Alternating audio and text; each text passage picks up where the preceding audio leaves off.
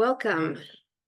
I'm Bab Freiberg, Ashby Village's Executive Director, and we're thrilled you're joining us today for our series on navigating today's healthcare system. Today's presentation, Healthcare Portals and Telehealth, will be led by Dr. Michael Zimmerman and the Ashby Village Technology team. For those of you who don't know Ashby Village, we are a vibrant community of older adults and volunteers from all backgrounds, transforming how we age. We make it possible for older adults to age at home with self-determination, community, and purpose. If you aren't already, come join us as a volunteer, a member, or both. Ashby Village presents our high-quality programming free of charge, so it's accessible to everyone. If you're able to support our ability to do so, there's a donation link in the chat. I thank you in advance. I will now turn it over to Meryl Gearhart, a visionary and devoted leader of our technology team, who will introduce Dr. Zimmerman. Thanks, Fab. One role of Ashby Village Tech Volunteers is to help people learn how to navigate websites and use applications, especially those like healthcare portals that are so essential to our well-being. Today's presentation on healthcare portals is divided into two segments. The first, the main event, is a presentation by Dr. Michael Zimmerman, a Bay Area physician and a self-professed geek. Dr. Zimmerman will provide an overview for us of the benefits and features of portals from the dual perspectives of both physician and patient.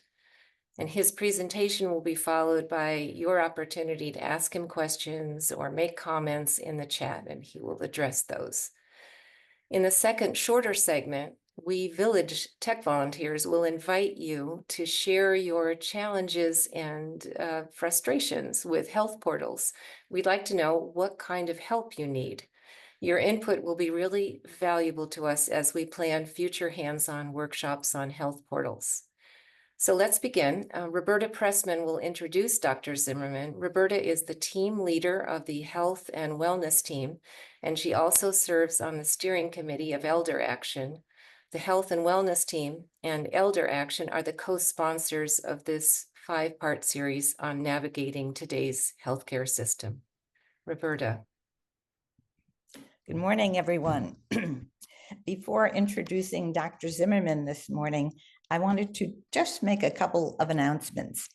As some of you may already know, the last presentation of this series on November 12th was originally planned to be in person, but because of the large numbers of us wanting to attend this talk on end-of-life documents and last wishes, we will be presenting this as a webinar so that more of you can be accommodated. The time hasn't changed. It will still be at 1 p.m. and you can still register for this event. We had also planned to be distributing the materials we promised you at our last several talks, but we're now working on alternative ways of getting these materials to you, so stay tuned. We will be getting back to you as soon as possible about this. This morning, it's my pleasure to welcome Dr. Michael Zimmerman to the 4th of our series on navigating today's healthcare system. Dr. Zimmerman is a practicing physician who, along with 2 other colleagues, shares an outstanding patient-centered family practice in Oakland. But in addition to caring for his patients, he's been very interested in technology and how it can contribute and not distract from good patient care. He's here today to share with us the best use of portals and telehealth, as well as when they should not substitute for in-person medical visits. He's also very generously met with and consulted to both our health and wellness and technology teams over the past year about the newest healthcare technology, as well as the current state of outpatient care, for which we are greatly appreciative. Dr. Zimmerman currently serves as a consultant for the California Academy of Family Physicians and the California Medical Association Foundation, Chronic Care, and Quality Improvement Collaborative. He's an alumnus of the UCSF Healthcare Leadership Program and speaks nationally on performance improvement and practice redesign in small office settings. He's the former Chief Medical Officer at Affinity Medical Group of Northern California. In this position, he was involved in defining, articulating, and leading the quality care imperative for medical group leadership and for community physicians. He was born and raised in the Bay Area, completed his undergraduate work at the University of California, Berkeley, and he received his MD from Case Western Reserve University in Cleveland, where he was part of the inaugural class of the Robert Wood Johnson Generalist Initiative funded primary care track, and he's board certified in family medicine. He lives in Oakland with his wife and 2 children, and beyond medicine, he enjoys cycling, baseball, and traveling with his family. Dr. Zimmerman, welcome. Thank you so much. I appreciate it. Let me jump into sharing here and get started. First of all, thank you so much for the invitation. It's a privilege to get to, I think, get into this topic. As Roberta mentioned, it's something very personal to me. I consider myself very tech forward and interested in technology, but to be honest, I, just like you, run into technology that is inefficient, difficult to use, and confusing as new things come out. And I think that's magnified here in this situation with an already complex environment of healthcare. And so it's a pleasure to get to do this for Ashby Village. And I've had also the pleasure of getting to meet and get to know the team. And you guys have a tremendous support staff here. And so that's really exciting. Today, I think the background is already out there. I mean, I'm a practicing primary care doctor, but I also am very much committed to improvements, both for practices in delivering healthcare, but also for patients and across that continuum. Because at the end of the day, if the benefit is not for all of us, then it doesn't really accomplish what we wanted to. Today, we were going to talk more and provide some overview and clarity on understanding portals in telehealth and how they can help us unwind some of the complexity that's inherent in healthcare and healthcare delivery. When I thought about the healthcare journey for my patients that I see every day, as well as, frankly, I'm still I'm a patient at some level. My family is, my parents were. This is really what it can feel like, a very almost spaghetti mishmash diagram of different events that happen in different locations with different providers, and keeping track of all of that as a patient can be incredibly difficult. Even simply leaving a visit, understanding what was it that we discussed, and frankly, what are the 3 things, for example, I need to do next, can be a lot more confusing than it would seem. The portals allow us some opportunity to get some clarity about that.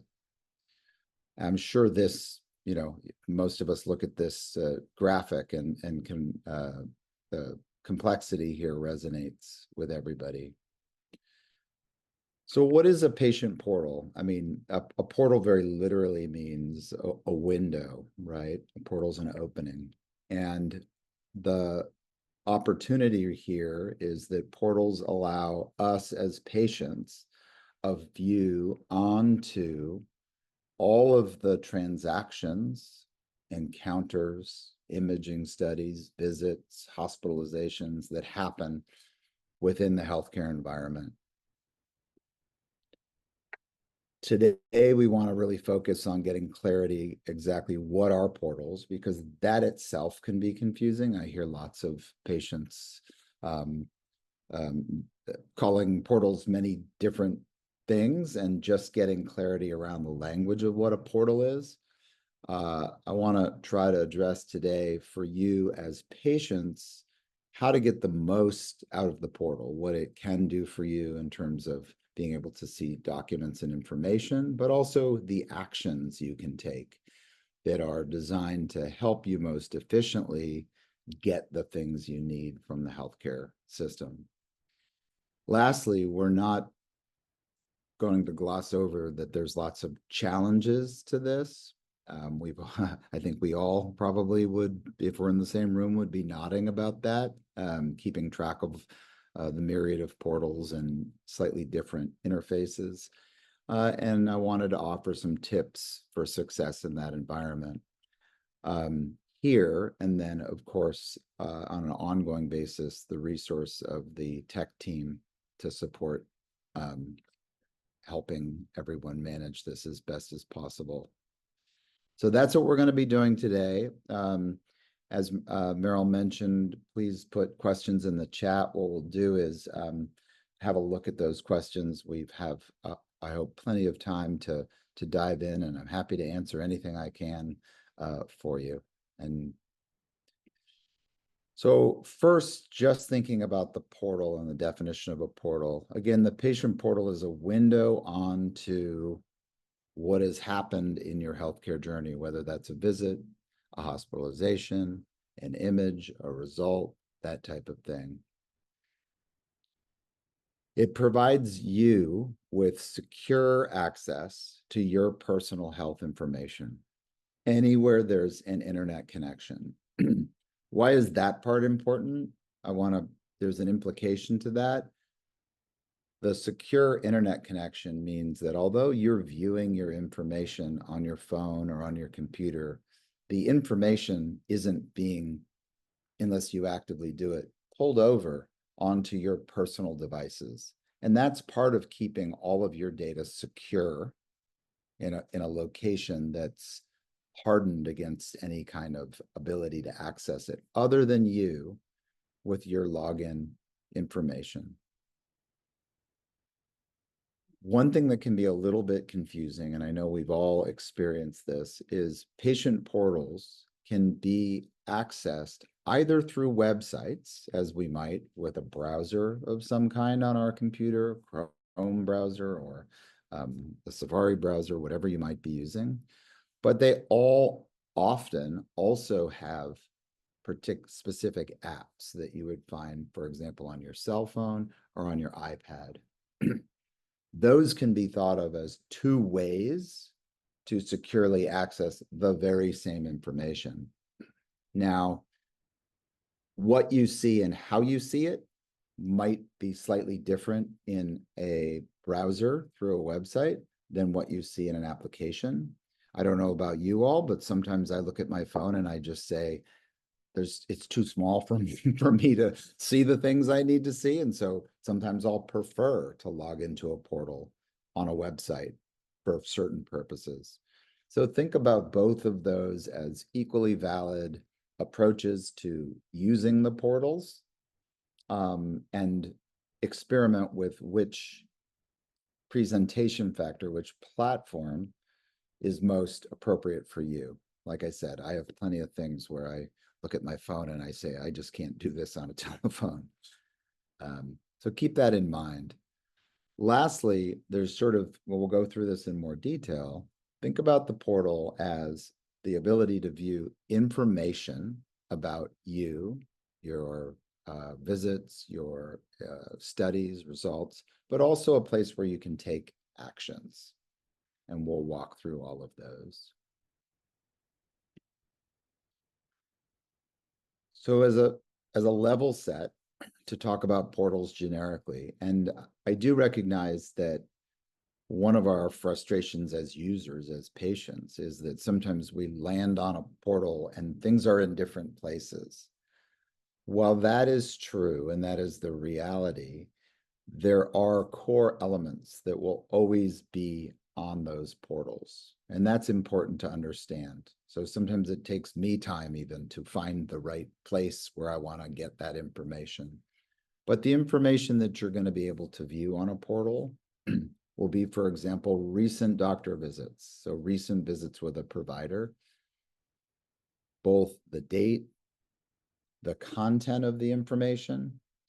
You might see information like discharge summaries. So for example, we all have probably had the experience where you leave an emergency room or a hospitalization and they hand you a pack of papers that are your sort of marching orders of what to do. All of those documents are furnished on the portal. So if you have had a transaction like an emergency room or the hospital, and you don't quite know what exactly there's clarity on to do next, this information is very often available as a discharge summary on the portal. You can also see things like your current medication list, right? You can see things like immunization status, allergies, for example, and results, both lab results as well as imaging results, an X-ray, etc. The caveat I would put in here is this is what the organization currently has of your information. And so it is important if you see, for example, a medication that you're no longer taking, to use some of the mechanisms that we're going to talk about to let that team know, hey, I have an update for you about a certain medication. I'm no longer taking that. Can you remove that from my list? And that's a process that we try to do at every visit, to what we call reconcile things like medications or immunizations to make sure we have the most active current information. The other really important element of the portal is that you're able to take actions, right? So we're able to do things there that we previously had to maybe be in person with the doctor or at the office in order to execute.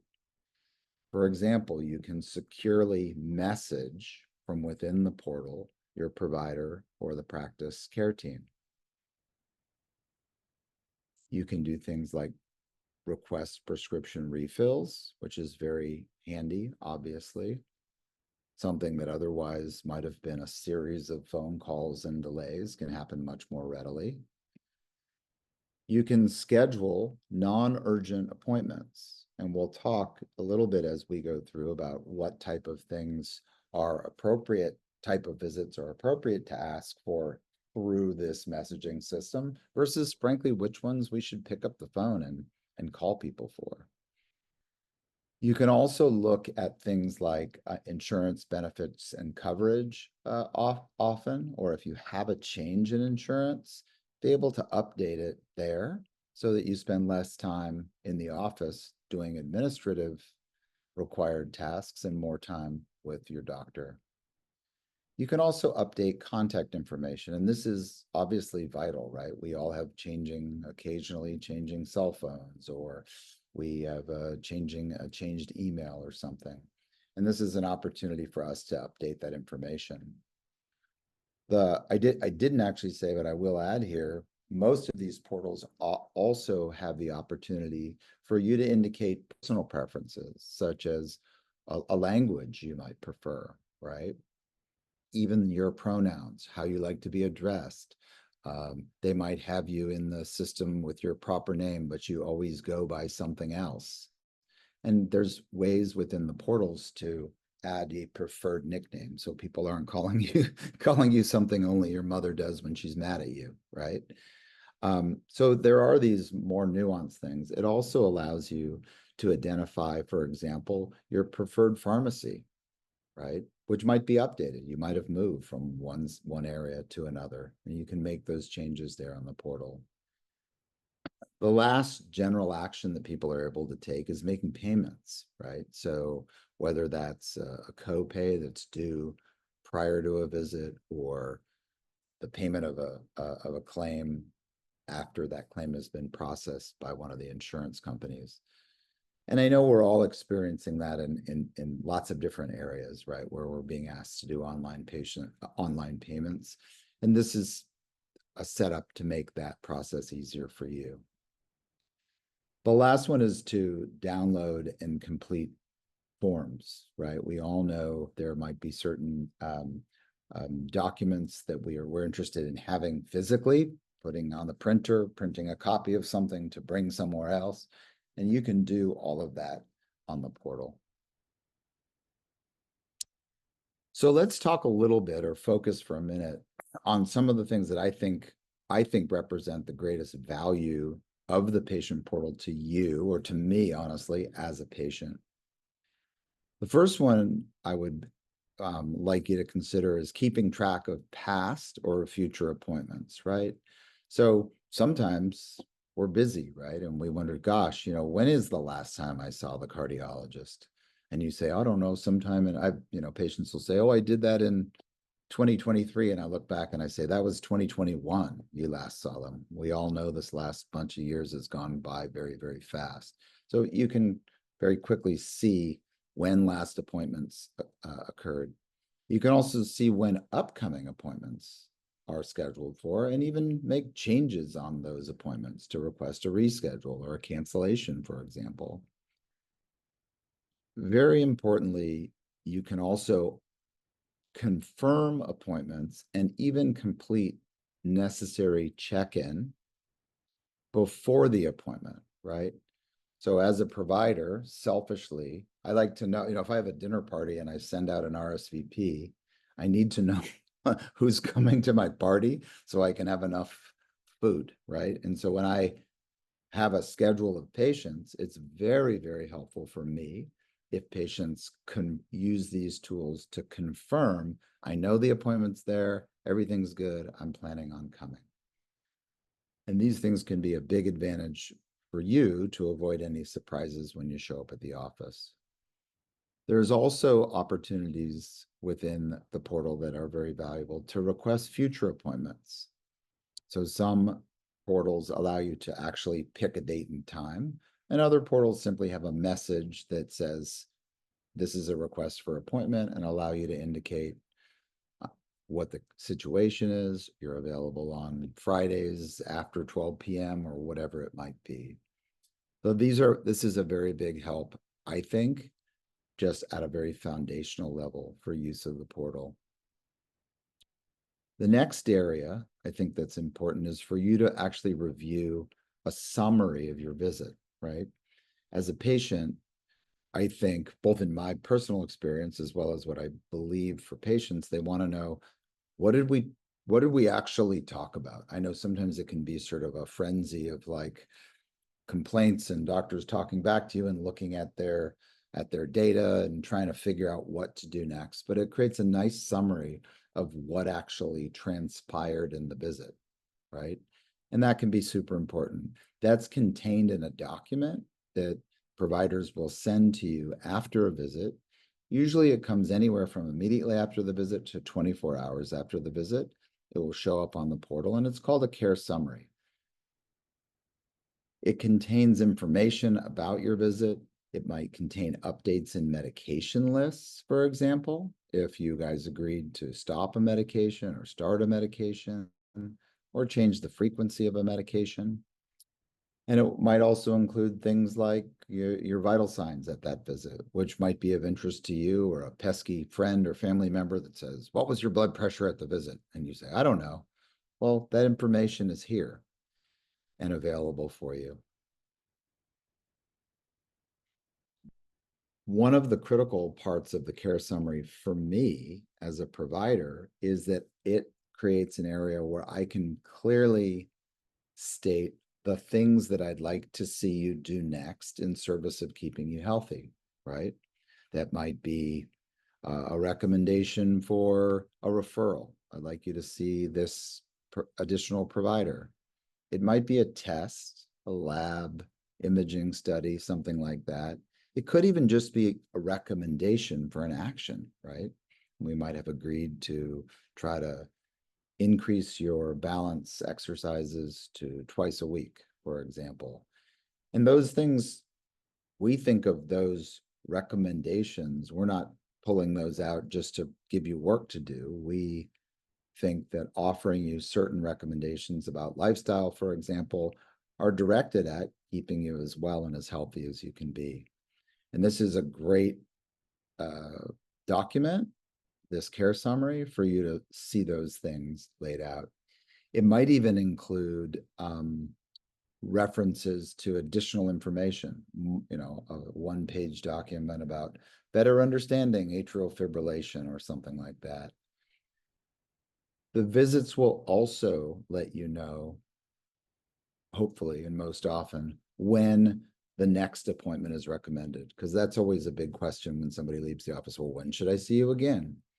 That depends on a lot of things, depending on what's going on with you, who other doctors you're seeing, et cetera. But you would expect to hear from your doctor. And if you're not, Roberta and I have talked about this, that's a step you can proactively take to get clarity. When would you like to see me again? Is it 2 weeks, 3 months, 6 months, a year? And that information will also be in your care summary. The other thing that's very valuable to most is being able to access past test results, such as labs or imaging, right? So you can see, for example, if you want to see the detail of any report, what was my blood count? What was my vitamin D level, right? And oftentimes these portals, especially through the website, will even allow you to track or see changes in individual information over time, right? So you might say, oh, 2 years ago, they told me I had low vitamin D. I started a supplement, and then last year my vitamin D was normal, and I did it again recently and it's still normal, right? So it can be really helpful for you to see information over time. The other thing is, and this is somewhat provider dependent, I'll have to say, is you can see the provider's comments on your test result, right? So oftentimes we are communicating with patients and saying, based on a test result, this looks great. Let's get another test like this in a year. Or we might say, hey, this test indicates we need to make a change. We need to increase your vitamin D. We need to have you see endocrinology. And so you can see right next to the result, the comments and the actions promoted by the provider. That makes sense? So again, some people love all that data and details. Some people sort of are like, if it's not abnormal, I don't want to know about it, but it's there. And we all know sometimes we get calls from other, like I said, other family members that want to know, well, what was this or what was that? This is the place where it's stored. The last thing that I think is incredibly important is the ability to exchange secure messages, right, with your provider and practice staff. So it is when you've logged into, which I know is a challenge, the portal or the app, you're in what's called a secure messaging environment, which means that information is not accessible as it's going between you and me, for example, or me and you. And you can use that mode of communication to communicate with staff and with your provider. Those messages might be what we call clinical, having to do with a complaint or a problem. You might want to ask a follow-up question on a test result, for example. You could be, sometimes I'll ask my patients to, provide an update in 2 weeks. So can you, send me a message in 2 weeks on how you're doing with your headaches, for example.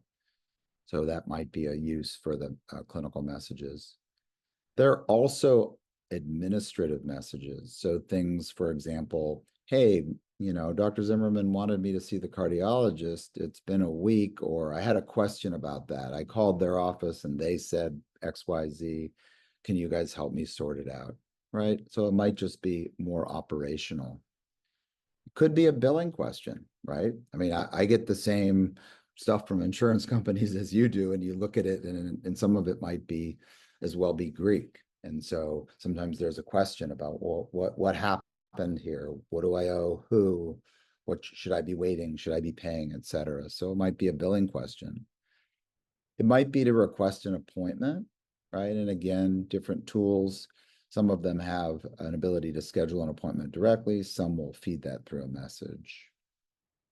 So those are some of the important areas. The last one here is really taking care of billing and payments. So because we have your insurance information and how that insurance operates, we can often know in advance how much of a payment might be due. For example, a $10 copay for a visit. And you can make that transaction and be done with that even before a visit through the portal. And then when balances come due, you also will receive notifications, and this is a very convenient way to make those payments. So I thought it would be helpful for this section, and I'm going to dive into like a little bit about what providers think about the portals, but I wanted to do quickly just a real dive, and I'm going to jump into my portal, show you I'm a patient here, and show you a little bit of an example of how things would work. So in this scenario, I just had a follow-up visit with my cardiologist, and he wanted me to schedule an important follow-up test. And I have two things that I want to do, right? This is the scenario. I want to find out when I last completed the test that this doctor is asking me to do. And then I made an appointment for that test, but guess what? It interfered with some travel that I already had booked. And I need to request for a note from that office, for a provider note, so I can avoid payment and fee charges on changing my reservation. A question that we get often, right? Not an uncommon scenario, probably. So let's dive in here. I'm using, for example, this John Muir Health. So John Muir Health is a healthcare organization in the Bay Area. You see here that I'm on the web version of this. I could also do it on my phone, but I'm showing you here so we can easily share it. And I'm going to go ahead and sign in to this account. So the first thing you notice is that the sign in required a username, required a password, and sometimes we'll ask you to, if they send you a link to your phone to verify you are who you are. When you land on a portal, the first thing I encourage you to do is to stop and get oriented. Like I mentioned, all the elements I mentioned that are in portals will be there, but they may have a menu up top, like here, or they may have a menu that runs down the side, for example. It'll be the same things. So I always like, anytime I land on a website or even an application on a mobile phone, to stop for a minute and be like, to orient, right? Before I start, sort of panicking, I can't see something. If you remember the scenario, the first question I asked was like, oh, well, here's a study the doctor wants me to get. And I'm asking myself the question, when was the last time I did this? And what were the results? And so if I look quickly at the options up top, I can immediately be drawn to test results, right? An indication that that's where I'm going to find that information. By clicking on that tab, I immediately get into my test results. And I can see right away, oh, here's an echocardiogram, which is a cardiac study test that was done October 2023. So I have the answer to my first question. That's all I wanted to know. If I wanted to click this, I could click on it and in fact see the results, right? And see the detail of the report. But I've kind of answered my question at this point. I know when the last test was, and I know what it said. And if you remember from the scenario, the next question was, okay, now I need to message somebody in the office and tell them, great, I scheduled your test, but I had to change my travel, and can you help me with a note? Not a far-stretching request. And so again, I'd pause and I'd stop and I'd look at the look at the site and I'd be like, what am I trying to do? What's the action I want to take? It's a message. So I'm going to go over here to messages, click on messages. And what I want to do is send a message to this team. So I'm going to click send a message. I know it feels a lot like email probably. You notice, and you will notice often, that there'll be different categories of questions. And the reason offices do that is so different message types that can be known, sometimes route or send to different people in the office who are best capable of solving your problem, right? So in this case, I'm going to say, well, I don't have a new medical question, but this is sort of a non-urgent message for my care team. I'll also say, if you find something that, if you have something that's not quite perfect, using the closest one is absolutely fine. Do notice that as you're coming in nowadays, there'll often be some very important directions and disclaimers letting you know what's most appropriate for these types of visits or for these types of questions, when not to use these things. And different organizations will have slightly different expectations of you and to what routes you use. So I'm reading this and I'm going to go on to next here. And here's a good example. So I'm asking a question about getting a letter. What is it actually, maybe it's kind of about a current referral, right? Because I'm asking a question about getting a note. And I'm going to go in here, I'm going to select a person to send it to, and I'm just going to enter a message here, right? So letter for, I can't type that fast, letter for travel, right? So I wrote here, I wanted to let you know I was able to make the appointment for the test you wanted on November 1st, but I'll need to change an existing reservation on Southwest Airlines I had booked for that day. Can you please provide a note so I can change my travel without a penalty? The important piece here is if I'm on the receiving end of this as a provider, you very clearly stated the situation and you very clearly made a request for a specific item. At that point, all I'm going to do is click send, and that goes off to the provider.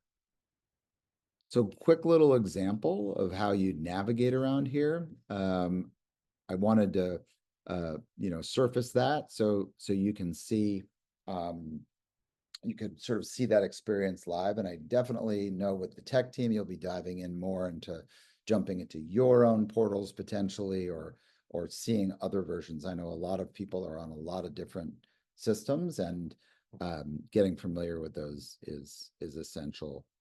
I'm going to move this one screen over here. So this question here, I'm going to move on a little bit to say, what is it that healthcare teams like about the portal, right? And there are plenty of things that we like. There are some things that we have trouble with. So number one, I would say, is that they help us save time at the office.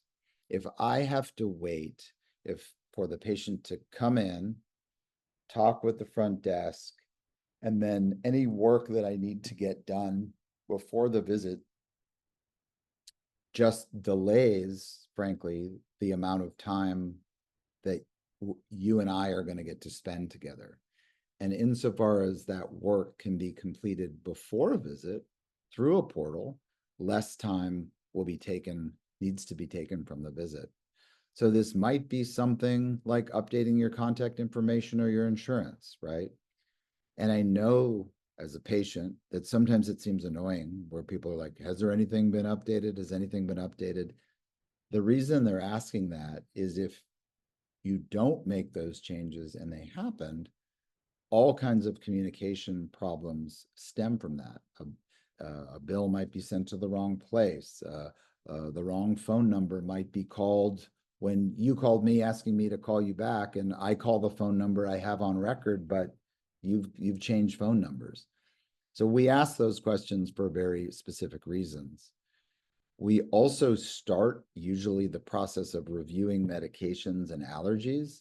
And the reason we do that, or I do it as a primary care doctor, is I know you see other people and they can start things that I might not be immediately aware of. And so while I go through and ask the questions about those things, this gives you an opportunity to highlight medication changes or perhaps new allergies that have emerged. And as you all know, there might be questionnaires that sometimes we ask, and we ask those questions not to be annoying, but because asking some of these screening questionnaires help us understand if somebody's, for example, at risk for something that we want to be aware of.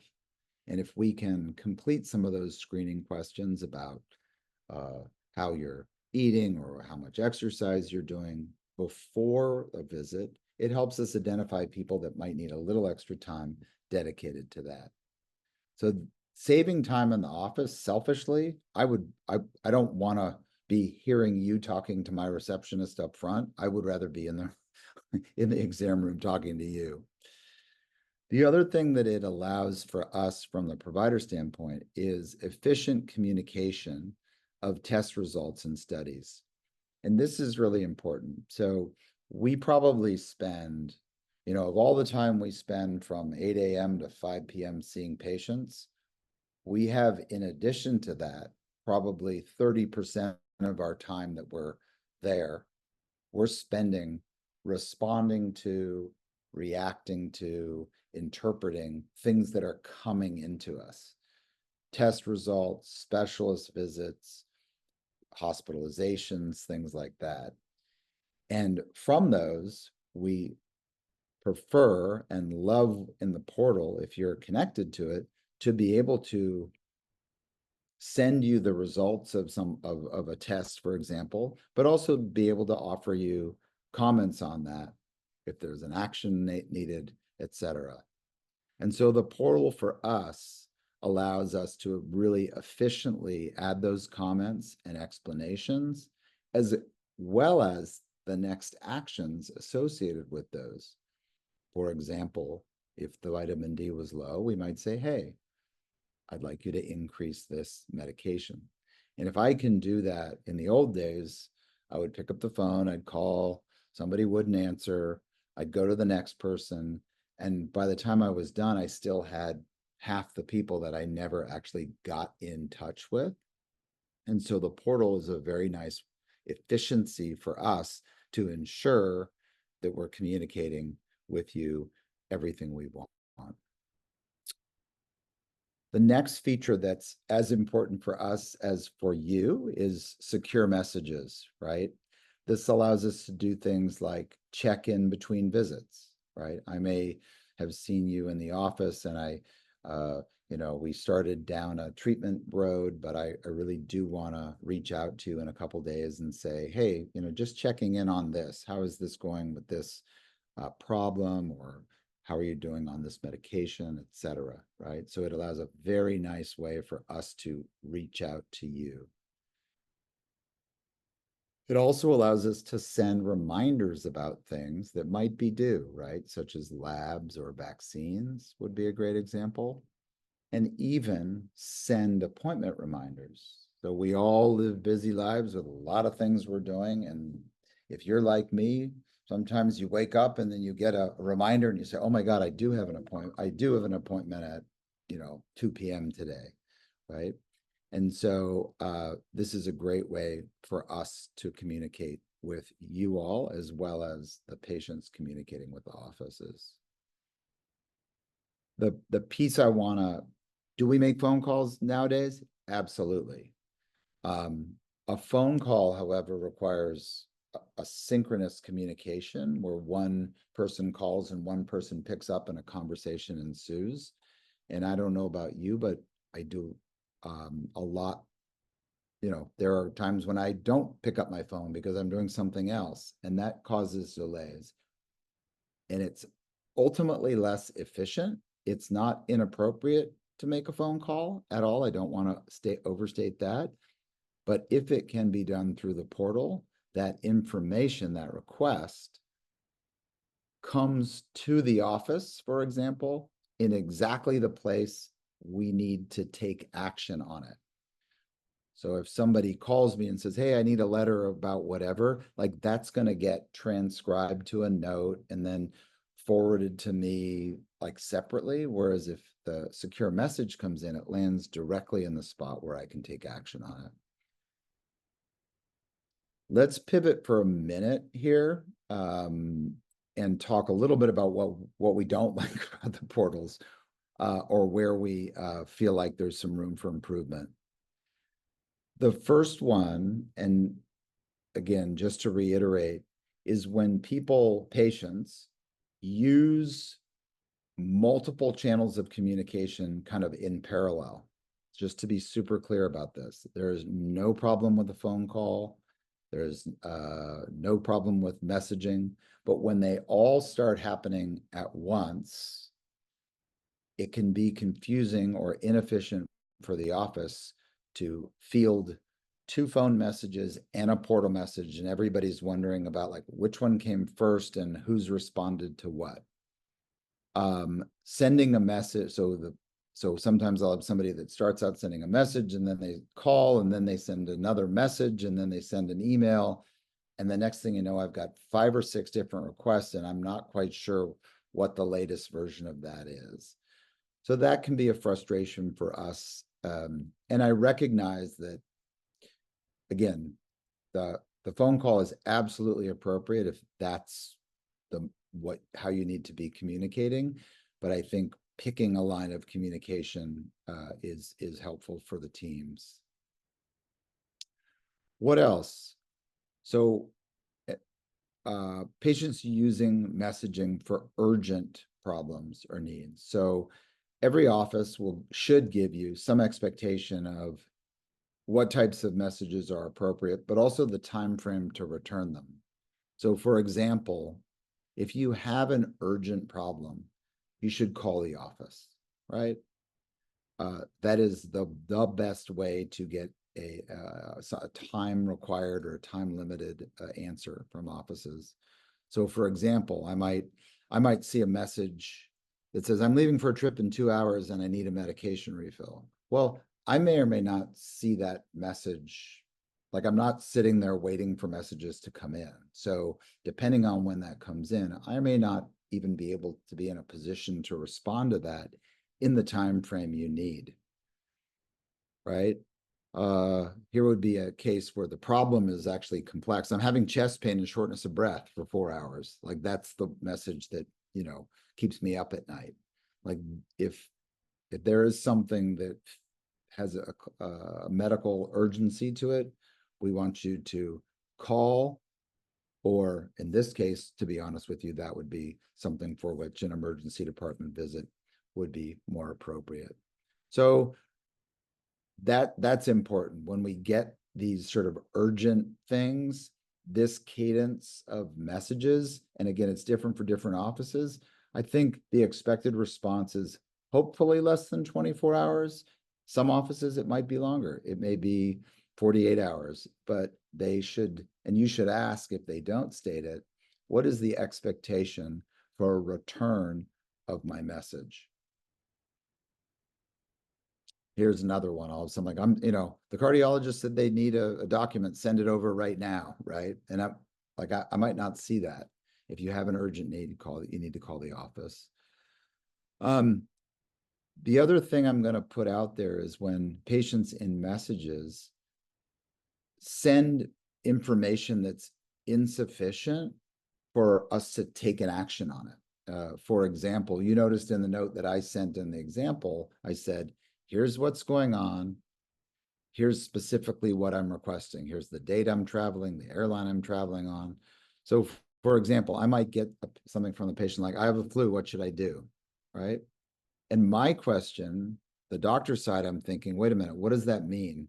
For how long? What symptoms have you had? What are you currently using, etc. If I have any chance of being able to answer your portal message, I need to have as much background information as possible. Here would be another example. I'm traveling out of town and I need a refill. Well, I see that and I say, well, how long are you traveling for? What pharmacy do you want to use where you're visiting? Are they open today? Sometimes I'll get people who call and say, I need a refill. I send it and they say, well, they're not open. I can't know that, right? And so in trying to help have us be able to help you. I think stopping for a minute and saying a little bit like, what information does the team need in order to respond to what it is I'm asking? Okay. Here's the other piece, and I absolutely want you to hear this. It's funny, I'm actually talking to you from Austin, Texas, where I'm at a healthcare conference. We want you to know that the portal, as it currently stands, is not perfect. We've got problems with it. We know there's still some challenges with it. And we are constantly here this last 3 days, frankly, advocating on your behalf for important changes in some of the systems. We know that. And the other important piece is we all have different electronic medical records, which have specific portals that they offer. And we can't control everything about them. They're part of a service we have to purchase. And so we may agree with you till the cows come home about a problem, but our ability to sort of fix that stupid portal is limited. And we, we're in the same, all in the same boat. I also want to make sure we highlight that there are some challenges, and we can't really have this conversation without being very explicit about the challenges. The first one, as you guys all know, and I know the team is going to be really helpful with, is that each portal that we have as patients, whether it's, for example, in the Bay Area through Kaiser or John Muir or Stanford or an individual physician's office, are different portals because they're different organizations. Do I think that's the best way it should be? No. Do I wish we all had one place we could see everything? Absolutely. But that is the current state. And so we need to have that information and be aware of that when we're interacting with these portals. The other complexity, and again, I know the team is regularly working with everybody to help come up with systems and tools to support the confusion that comes with having multiple usernames and multiple passwords for different portals. Those passwords and sign-in processes are there for your security, but they do add a level of complexity that I'm very familiar with.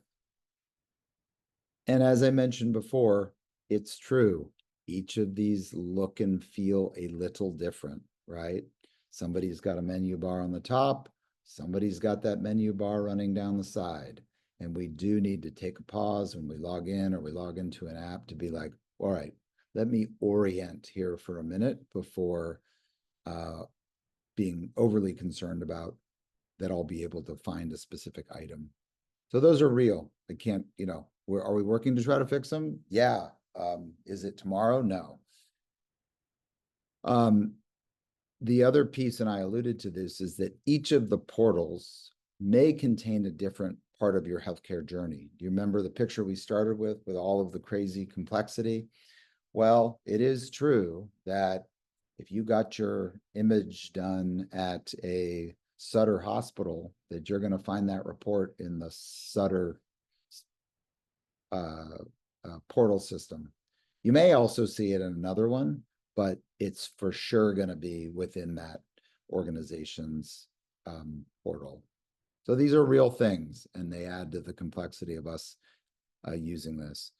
I offer this here just to present graphically a little bit of that linkage and confusion in the way things work. So often an organization works or has uses a particular electronic medical record, and that is what we use to help organize, manage your care, everything.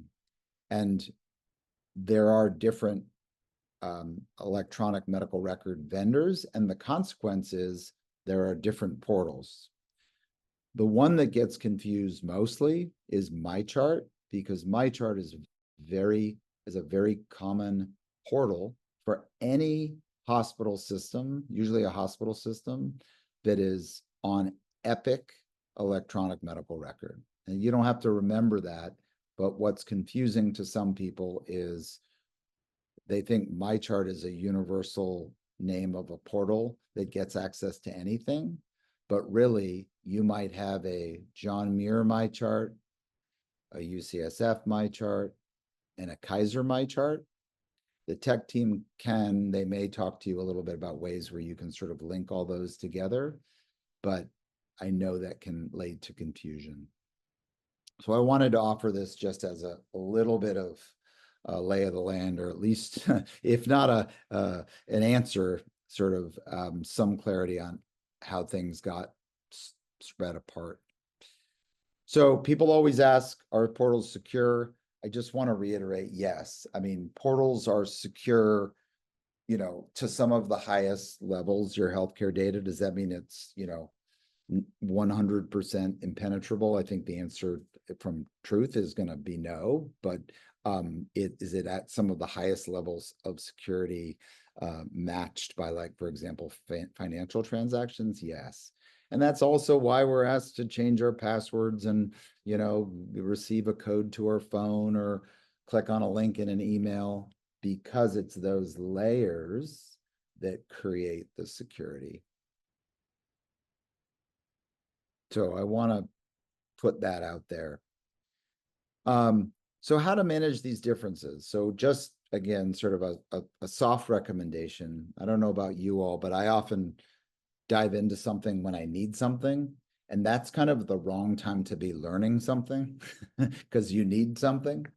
And so I'd encourage you, if you want to get comfortable with some of these portals, to take the time when you're not under a time pressure and you just want to poke around and click and see, right? Take that time to explore and get familiar.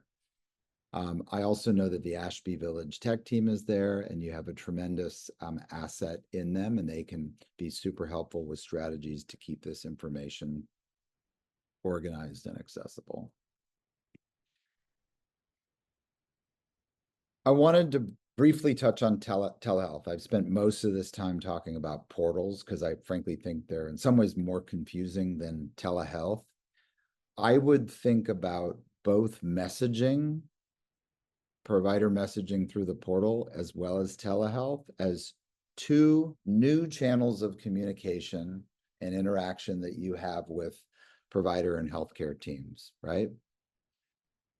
Messaging through the portal, as we just went through, they could be clinical, it could be administrative.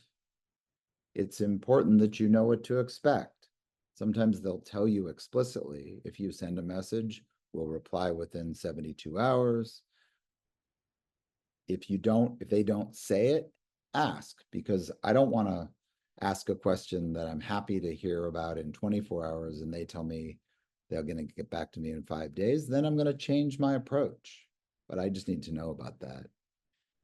Remember always to call for urgent matters rather than using the portal, because people are not sitting on top of that. It's a work bucket that we go to, but it's not in our face.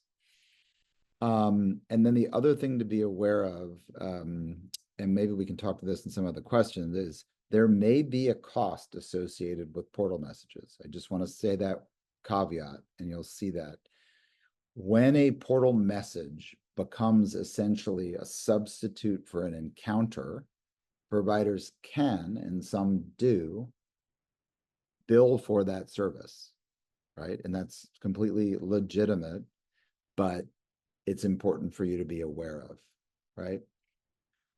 So I think that's important for all of us to know.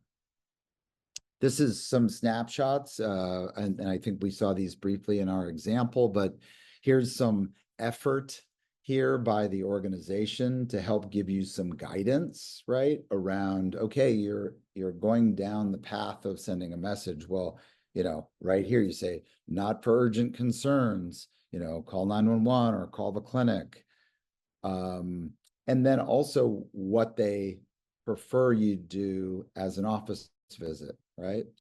And it also very specifically tells you what types of things should go through what channels. I think this current situation is a little bit of it's a reaction to the fact that they were sort of getting flooded with all kinds of questions. And so they're trying to scope what's coming into them a little more. For telehealth, so telehealth is simply, for example, what we're doing now on Zoom. I'd be sitting with a patient on a secure video audio app, such as Zoom, for example. And for example, our practices use Zoom. Lots of other practices use Zoom also. But some have a built-in telehealth app that you actually will click on your appointment and that will start the video chat. Be aware, and I've had this problem or this issue with patients before, that a telehealth visit does require a camera and a microphone, right? And so I've had people log in to a telehealth visit on a computer that didn't have a camera, for example, and that didn't go as well as it could have. So just making sure that the tool or how you're going to interact with the telehealth visit has the necessary elements. I think and this last comment here is that it's often easier on the phone. I'm talking about telehealth. Phones, obviously, every phone has a microphone and a camera, so there's no question about it, or software updates or that kind of stuff. It's all maintained for you. So oftentimes, if you can get comfortable with the portal apps, the ability to use telehealth through them will be made much more easy. So quickly, what's appropriate here for telehealth and what's not? In-person visits, right, versus telehealth visits are favored for problems that require an examination or office testing, right? I mean, I can't assess your abdominal pain without laying my hands on your stomach to see if I've got some tenderness in an area of concern. Say somebody's got an orthopedic complaint, my knee hurts. Well, I can't physically examine that in a telehealth visit. If the problem is several problems or in any way complex, it is much easier. While I love telehealth, it's much easier to sort out a complex problem in person. The other one is any problem that is new or worsening. I saw the doctor last week and this was happening to me and now it's worse. I can almost guarantee you they're going to much prefer to have you in an office visit versus telehealth. However, telehealth is great for things like follow-up, right? Follow up on a medication start. We started you on a new medication for your diabetes. I want to have a follow-up telehealth visit in 2 weeks to see how you're doing on that medication. Sometimes I'll do this for mood issues where I'm starting a medication and I want to have a check-in a couple of weeks after starting. And then it could be something like, I have a lab result that I can't just give you a quick note on, but it requires some more back and forth conversation. That would be a great example of something where a telehealth visit would perfectly suffice. So with that, I tried to cover overall generically what portals were, some detail on what information's available there on portals, some actions that I think are most valuable for patients. Did a little bit of commentary on the provider perspective on portals. And then we talked a little bit about some real challenges. And I think what we're going to do now is dive into some of the questions y'all had on the chat. And I know following this, I believe the tech team is going to have a continued conversation with you all. So I will jump into some of the Q&A. Any of the other host panelists that want to jump in for commentary, please feel free.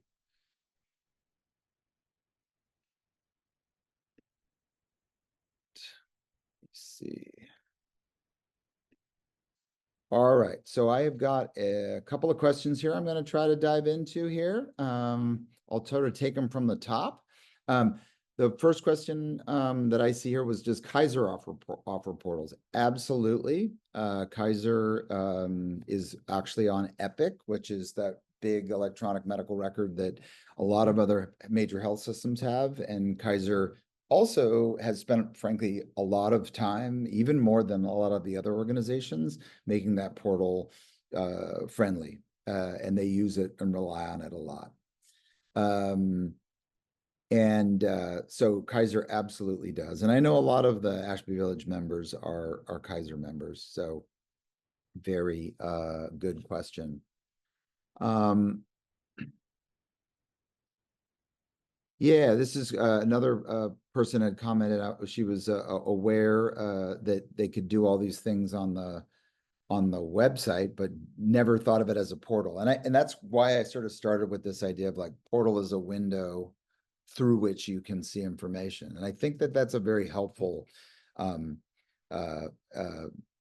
definition to kind of keep in mind. It is a view onto something, right? I mean, I have a view onto the same information, by the way. My view is a little different because I'm doing different things with it as a clinician, but it's not really any different information. It's just one is a more patient-centered view. Hopefully that's helpful. There's a question here.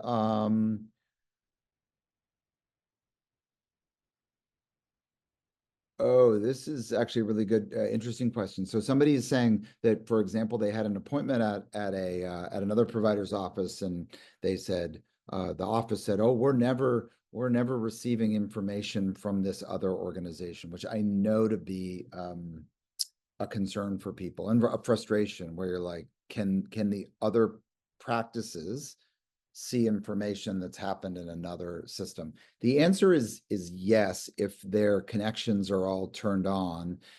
I would say, is it perfect? No, but 90% of the time, for example, me as a provider, I have access, even though I'm not on a Sutter system or a Kaiser system or an Epic system, I have the ability to see information in their systems to some level. And so the question was, why doesn't the other provider get information? What I would say is this, is, well, you should absolutely expect that information from one organization should be showing up in another organization. You know, put it this way. My wife still prints our boarding passes. Why does she print our boarding passes? Because she's not confident that that information is going to be where she needs it. So my recommendation, if you have, say, an X-ray, and then you're going to an orthopedist at another different system, go ahead and go to that original portal and print that document out.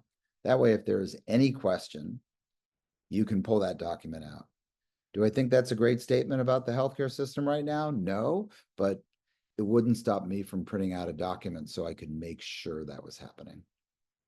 Hopefully that's helpful.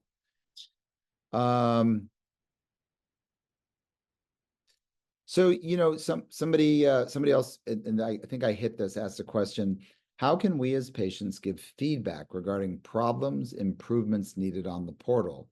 And then she says that sometimes it seems like the staff might ignore the suggestions. Again, maybe this was before I reiterated that, you know, we are as frustrated by many elements of the portal as you all are. And we don't have, you know, these are $15 billion technology companies where, you know, Dr. Zimmerman complaining that this thing doesn't work the way he needs it to, doesn't really go all that far. So, you know, I think part of if you get a reaction like if you get a reaction from the staff, I think it's frankly because they're frustrated, because they know it too. They're not naive to it. And I'm always very interested in people's experience with portals, because I like, if there are anything I can do, I do like to try to improve it. So this was another really good point. Somebody said laboratories and pharmacies also often have their own portals. That is absolutely true, right? So you may have a LabCorp account and a LabCorp portal, which is a major testing site, And yes, your doctor may be communicating the results to you, but they're also potentially available on these other sites. And that might be true for clearly true for pharmacies also, right? So yes, you can request a prescription from my office, but you also could go into your CVS portal and request a prescription from there.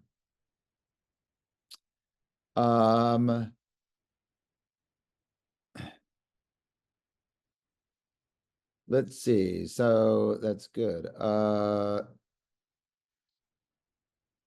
So yeah, this was maybe a misunderstanding here. Let's see. Who designs the portal for our own health plan? Is it the company who tells the desired wants, so Epic follows the individual health plan desires? So insurance companies don't dictate the portals. Insurance companies have their own websites. Portals are generally the product of the electronic medical record that the provider or organization uses. I hope that helps.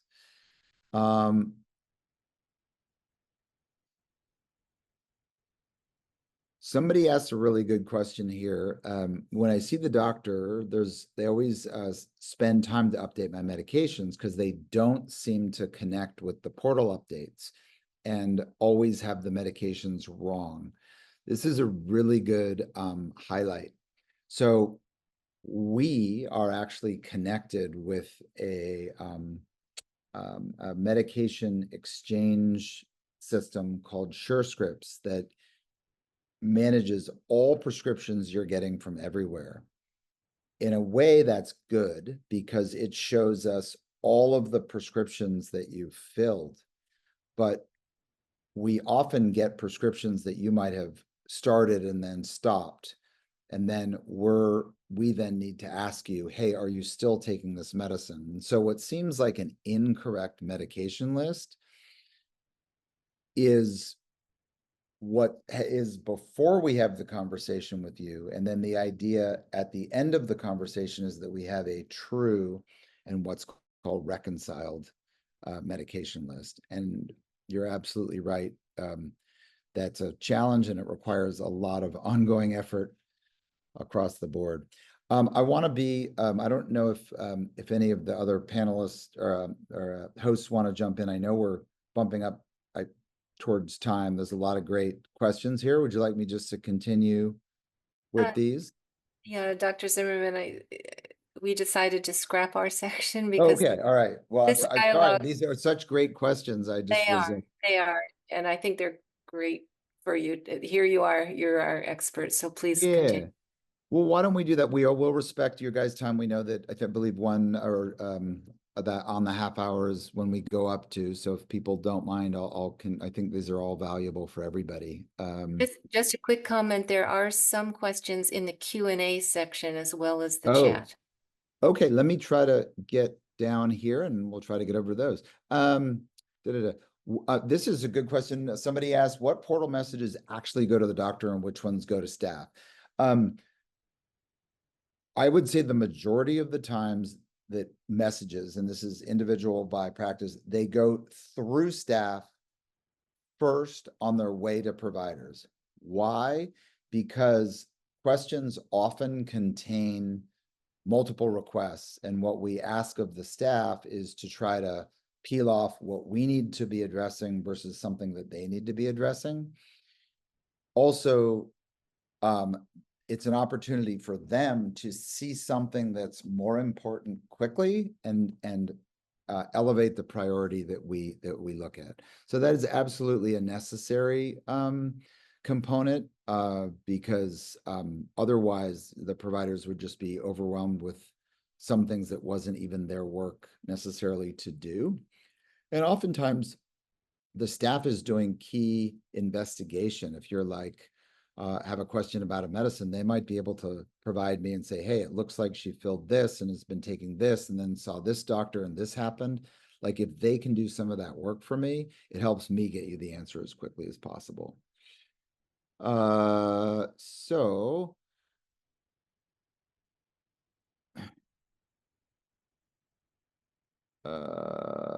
privacy issues when writing to a doctor, say about a confidential medical issue or another MD where things didn't go well? I mean, a portal message is a chart document. Chart documents are protected under HIPAA. It is true that anything that gets communicated is there in the medical record. So I think we all need to keep that into consideration whenever we interact. So let's see here. There's a question that I'll leave to the tech team about disabling smart home devices. So I'll leave that one. So somebody had put in a comment about, and this is great, about the visit summary, care summaries. Sometimes they can have a lot of noise in them, right? If providers haven't gone through and tried to weed out, because there's a whole bunch of regulatory stuff that has to be included in that. And I do recognize that that can sometimes make the nuggets harder to find. But that's also a good reason to get familiar with what those care summaries look at and, what information to sort of bypass and where to look for the meat and potatoes.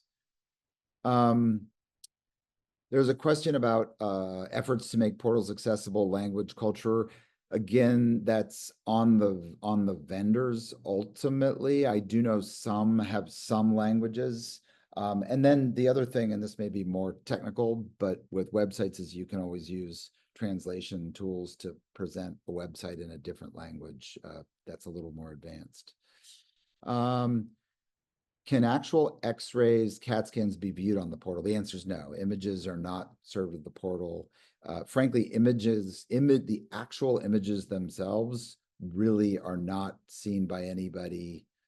Like even, for example, us as primary care, we see the reports and we can certainly have conversations with the radiologist, but we're not looking at the images the vast majority of the time. Good. All right. How can I access? This is a good question. I just want to address. I know we're bumping up closely here. Somebody said, how can I access a family member's portal? Super good question. So there are mechanisms in every single portal which allow the owner of that portal to grant access to somebody else to access their information on their portal. That person, the owner of that portal account, can put limits on what that person might be able to see or not see. For example, only related to billing questions, or only, test results, maybe appointments. So you do have some ability, if you want to be able to allow somebody else to see your portal, you do have an ability to filter what they're able to see, right? And that's super important. And so if you have somebody who you're trying to help, you would go to them and say, what do you think? Would it make sense for me to be added as a surrogate, somebody who could access your portal? And maybe, then you might get a notification as well that they have an upcoming appointment. You can help them remember to do something. So super important.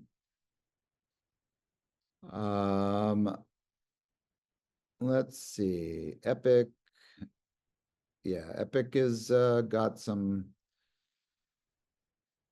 good questions. Somebody asked a question about, is it better to have, when you send messages, if you've got multiple questions, is it better to put it all in one message or separate messages? I think that's a little bit difficult to say. And I do think probably sending one message with clarity on, I have 3 questions I'd like to ask. 1, billing question, 2, this is helpful. So separating them and calling them out as, I need an answer to this, or this could be helpful. I think the one comment I'd make that does put that can cause some snafus is if you have a new issue, sometimes people will reply from an old message rather than starting a new message. So if you're starting a new conversation about a new issue, or it's been a while since you had a back and forth on a message, I think it is much better to start a new message. When we get a reply to a message, we often think that it's related to the original message, and sometimes what people are asking is not. So that's a really good call out. Let me get over to the Q&A because I think that's a whole different panel here. So, so there's a comment about Kaiser changing its portal system. I don't know anything specifically about that. So somebody asked a really good question. How do you correct information or misdiagnoses? So absolutely, two things. If you have a visit and you're coming in for a visit, to simply have those things that you have a concern with, or you have a question about why does this say this, or an update to a medication, having those explicitly to be like, hey, I want to make sure these things get changed. Totally fine. Remember, a patient's chart, medications, conditions are sort of like a sculpture that's being dynamically created, and we have to whittle it down sometimes when that information isn't accurate, and you're an absolutely pivotal part of doing that. There's a question here, how do we deal with providers who have different portals? So, and then how can we talk to each other and see results from a different provider? So again, I think in 2024, there's a lot better data information exchange between offices than there has been in the past. Is it perfect? No. And to your point, I would personally, as a patient, if I had a vital piece of information, for example, an MRI test that I did at Kaiser that I want this other orthopedist not in the Kaiser system to see, personally, I would print it out and bring it with me and hope I never needed to show it to them because they'd be able to find it. But if they did need it, I got it right in front of us. So I would use that. There's somebody here just basically stating that their recommendation to, in this case, they had joined as a surrogate for one of their family members, and then that it's been great to have that access.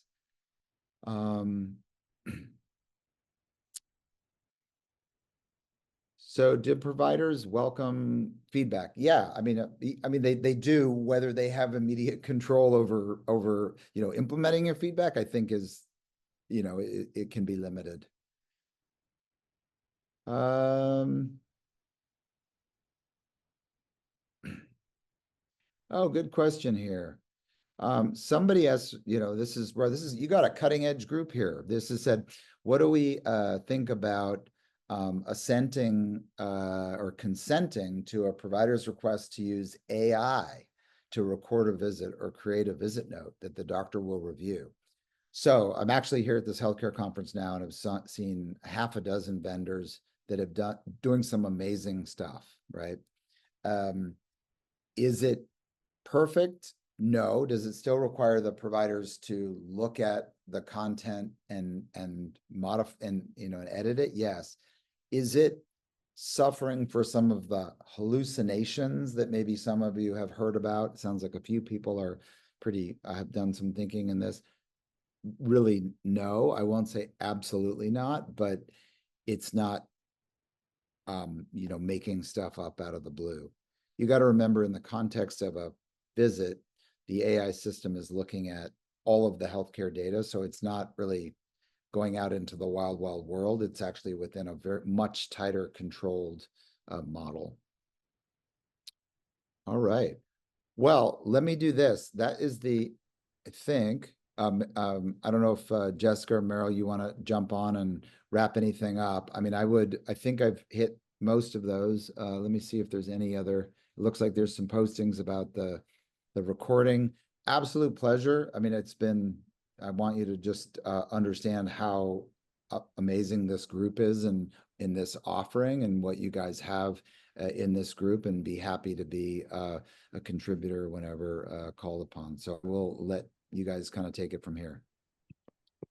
Well, Dr. Zimmerman, we're really grateful, although there wasn't time, and I don't think it's a problem, there wasn't time for us to ask the participants for feedback and guidance as we plan our future portals workshops. We've really learned so much from you, and we're likely to use segments of your video. It's going to be a great resource while we're planning, and we'll share it with other participants in our workshops. I just want to remind village members that if they need, before we give our workshops, if they need help with their specific portal, they can contact the village office and request a tech volunteer. And one of us will provide you some assistance with the techie aspects of navigating your portal on whatever device you prefer to use. So thank you again, Dr. Zimmerman. All And right, you're I'd like welcome. participants as well, because we're learning a lot from your questions and comments. It's very informative. We're appreciative of everyone. Thank you very much. And thank you to the tech team and to Roberta for this series. Very appreciate it very much. And I've put a few messages in the chat. The recording will be sent to everybody who registered, whether you attended or not. Also, there is a final series, so please register for that. I put the link in the chat as well. It's also on our calendar on the Ashby Village website, so you can check that out. And one more time, although these webinars are free, we appreciate any donation, and a link is in the chat. It will also be in the follow-up email that you get. So thank you everyone for coming, and have a great rest of your day.